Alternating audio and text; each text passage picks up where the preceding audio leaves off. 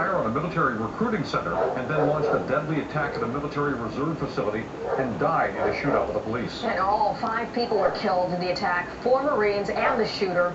As far as the motive, that remains undetermined, but several factors are pointing to Islamic terrorism. News Force Jonathan Beans has been digging into the suspect past and joins us live now from the newsroom. Jonathan? Chuck Sabila, federal investigators tell us the shooter was never on their radar.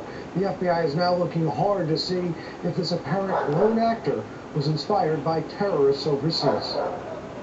This is Mohammed Yusuf Abdulaziz, the 24-year-old gunman who fired dozens of rounds into 2 military centers, killing the 4 Marines.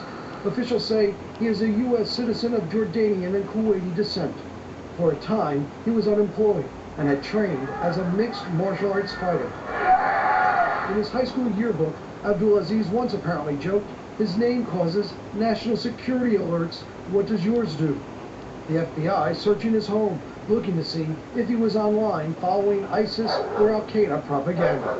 And they plan to interview anyone and everyone, relatives, friends, acquaintances. We will have several hundred FBI resources on scene. ISIS leaders have been constantly calling for attacks on Americans, especially those in uniform, as recently explained to Congress by the FBI director. There's a group of tweeters in Syria, and their message is two-pronged.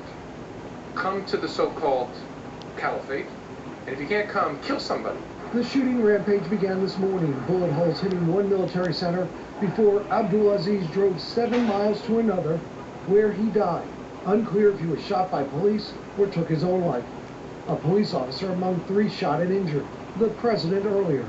It is a heartbreaking circumstance for these individuals who have served our country with great valor.